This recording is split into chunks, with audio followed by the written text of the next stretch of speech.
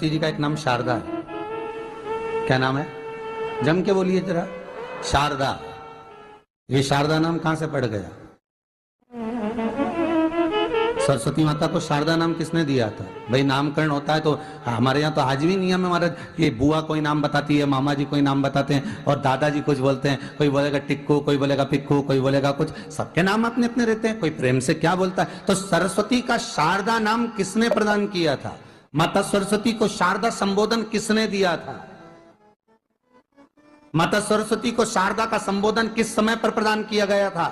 जिस समय पर शंकर और पार्वती भ्रमण पर निकल रहे थे और भगवान ब्रह्मदेव सरस्वती को ढूंढ रहे थे, और माता सरस्वती को ढूंढते हुए ब्रह्मा जब भगवान शंकर की साक्षी में पहुंचे हैं, तब भगवान शंकर से ब्रह्मदेव ने कहा, आप कहीं सरस्वती को देखें तो मुझे भेजिएगा, मेरे पास में भेजिएगा।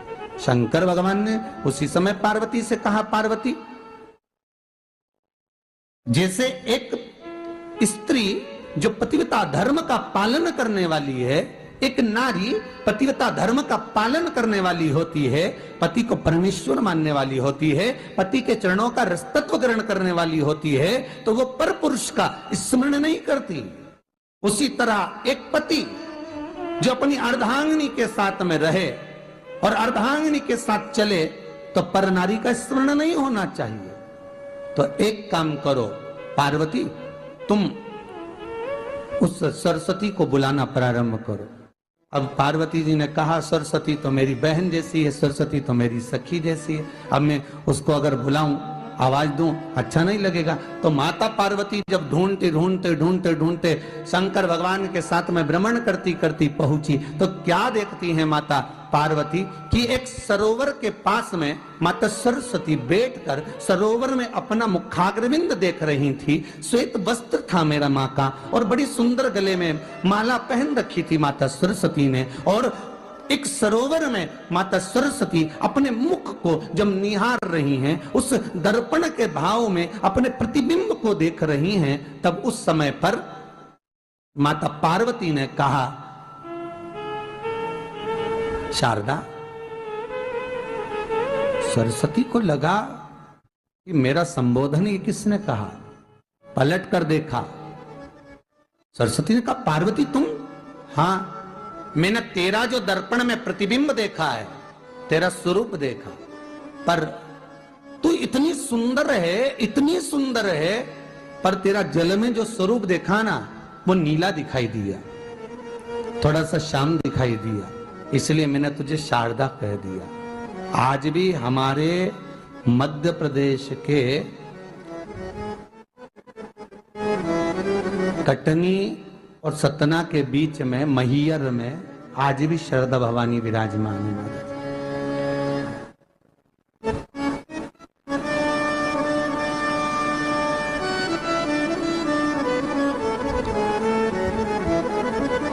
धार जिले में जाएंगे तो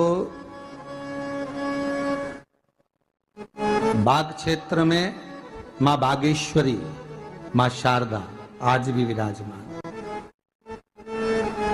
कहा, सरस्वती जी पूछी, पार्वती तुमने मेरे को शारदा क्यों कहा? क्योंकि तेरा जो प्रतिबिंब था वो श्याम नजर आ रहा था मुझे।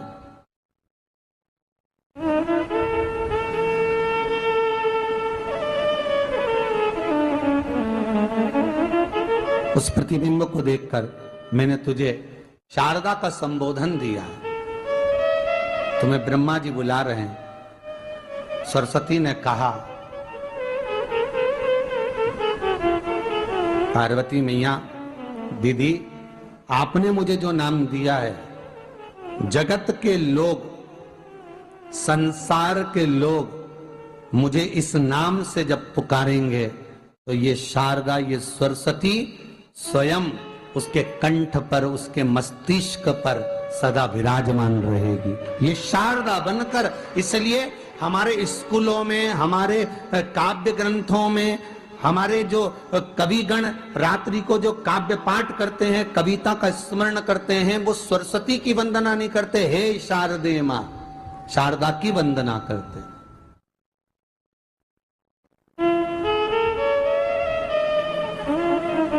कभी आपसे कोई पूछ ले कि शारदा नाम पार्वती सरस्वती का कब पड़ा, तो आप बता सकते हो कि ये माता शारदा नाम कोई सहज नहीं है। माँ ढूंढने के लिए जब निकली ब्रह्मदेव के कहने पर भगवान शिव के साथ भ्रमण करती। नाम का उच्चारण कोई सहज नहीं होता। कोई देखता होगा, दादाजी ने अगर किसी का नाम कुछ रखा है तो कुछ सोच के रखा होगा, पिताजी ने अगर कुछ रखा है तो उसके मन में कुछ आया होगा तो रखा होगा, मम्मी ने अगर कोई नाम रखा है तो उसने कोई विचार कर कर रखा होगा। कोई नाम अगर किसी का रखा जाता है तो उसके अनुकूल रखा जाता है कि हो सकता है कि वो नाम की क्या उसके मन में चल रहा होगा।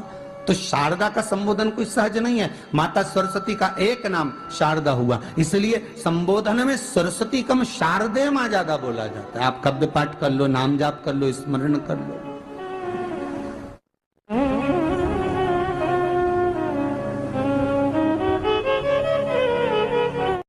हम बच्चों से कहना चाहेंगे, छोटे छोटे बच्चों से, आप माता सरस्वती की आराधना करा करो। मेरे बच्चों से निवेदन है, कभी जिंदगी में अगर मौका मिल जाए और सरसों के फूल यदि आपके जीवन में आपको कहीं से प्राप्त हो जाए, सरसों के फूल जानते हो ना, पीला कलर का होता है सरसों का फूल, आप प्रयास करो सरसों का फूल। जिस दिन माता सरस्वती का, मेरी बागेश्वरी का जिस दिन प्रागट्य उत्सव हो बसंत पंचमी का, उस समय पर माता सरस्वती का स्मरण कर कर वो सरसों का फूल आप देव अधिदेव महादेव को चढ़ाइए। जैसे माता सरस्वती को ज्ञान दिया था वैसा मेरा महादेव आपको भी ज्ञान दे। वो सरसों का फूल आप देव अधिदेव महादेव को समर्पित। कई जगह पर आम के जो झूमर होते हैं वो, कई जगह पर सरसों का पुष्प, सरसों का फूल वैसे शिव महापुराण के अनुसार अगर अपन देखें तो बड़े रोग में भी कारगर होता है। जिसको कैंसर जैसा रोग हो जाता है या किडनी लीवर जिसका डैमेज हो जाता है, इसके लिए हमने पहले भी कथाओं में वर्णन किया है। बसंत पंचमी का दिन, महाराज सरस्वती का दिन, जिस दिन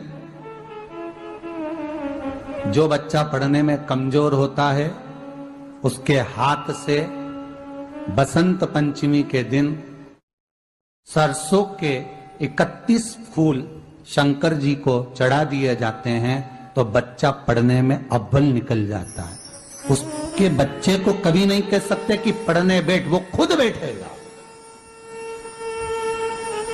केवल आज बसंत पंचमी का दिन, एक ही दिन चढ़ता है। और बाकी के सरसों के फूल आपको मालूम है कि रोग मुक्ति के लिए तो होते ही हैं। ये तो आपको पहले भी वर्णन किया महाराज कि जब कोई एकदम रोग आ जाए और डॉक्टर एकदम बोल दे कि ये रोग भारी आ गया है और इसकी जांचें जाएंगी और फिर ये कुछ भी हो सकता है, तो क्या करा जाता था कि 108 सरसों के फूल लाकर तुरंत शंकर भगवान को चढ़ाए जाते थे महाराज। तो चढ़ाने के बाद में रिपोर्ट अच्छी आती है। ऐसा नियम है। कहीं ठेका, कोई ठेकेदारी करते हैं ना, जो ठेका भरते हैं कि भाई मेरा टेंडर आना चाहिए, मेरा ये काम होना चाहिए, मेरी मल्टी बनना चाहिए, या मेरा ये काम के लिए जा रहा हूं, ये काम फतेह होना चाहिए, उसके सबके हाथ पैर जोड़ने से अच्छा है एक काम करो, बस 108 सरसों के फूल उठाओ, शंकर जी का उद्धतेश्वर महादेव का नाम लिखो और छोड़ दो, शिव जी के ऊपर एक एक कर कर चढ़ा दो, वो ठेका तुम्हें ही मिलेगा, वो काम तुम्हारे पास ही आएगा। बस केवल अवधूतेश्वर मां, अर्थात ये जो क्रम है, ये वो क्रम तो 108 सरसों के फूल का आप कभी भी कर सकते हो, पर जो ये बच्चों के लिए किया जाता है वो केवल बसंत पंचमी के दिन ही होता है। शिव को प्रिय है पुष्प में आंक का पुष्प, जो आंकड़े का पुष्प होता है शंकर को बड़ा प्रिय है। और दूसरे नंबर पर शंकर को प्रिय है शमी का पुष्प, बहुत ध्यान देना महाराज। तीसरे नंबर पर शंकर को प्रिय है महाराज सरसों का पुष्प। सरसों होती है ना, जो राई अपन बोते हैं, सरसों बोते हैं, उसमें पीले कलर का जो पुष्प लगता है। हमारा तो निवेदन रहता है जब तक सरसों आए तो प्रयास करा करो कि सरसों के 108 पुष्प शंकर भगवान पर चढ़ाना प्रारंभ कर दो। महाराज ये पक्का है कि वर्ष भर कोई बड़ी बीमारी आपको घेर नहीं सकती अगर सरसों के फूल शिव को चढ़ रहे हैं तो। और प्रयास करना कि सरसों का जो पुष्प होता है, सरसों का जो फूल होता है महाराज, अगर कोई व्यक्ति को किडनी या लीवर से जुड़ी हुई कोई तकलीफ होती है या किसी व्यक्ति का एक्सीडेंट हो गया होता है और उसका कोई अंग रह गया हो, कोई शरीर का कोई भाग रह गया और वो काम नहीं कर रहा हो, जैसे किसी के पांव रह जाते हैं एक्सीडेंट के बाद, किसी का हाथ रह जाता है, या कोई अंग काम नहीं कर रहा हो, वहाँ ब्लड पहुँच नहीं रहा हो, वो जगह एकदम सुन्न हो गई हो, खाली पड़ गई हो, तो उसके लिए शिव महापुराण की कथा कहती है कि सरसों के पुष्प 11 शंकर जी के राइट भाग में, जहाँ शिव जी के गण दरवाजे के द्वारपाल मणिभद्र जिस जगह पर निवास करते हैं, कौन निवास करते हैं? मणिभद्र। शंकर जी के दरवाजे के द्वारपाल हैं मणिभद्र जी, तो मणिभद्र दरवाजे के द्वारपाल में राइट भाग में मणिभद्र जी विराजते हैं। मतलब राइट भाग कौन सा हुआ? जब आप मंदिर से बाहर निकलेंगे तो राइट भाग, मंदिर में प्रवेश करेंगे जब राइट नहीं होना चाहिए, आप मंदिर से जब जाएं तो राइट भाग।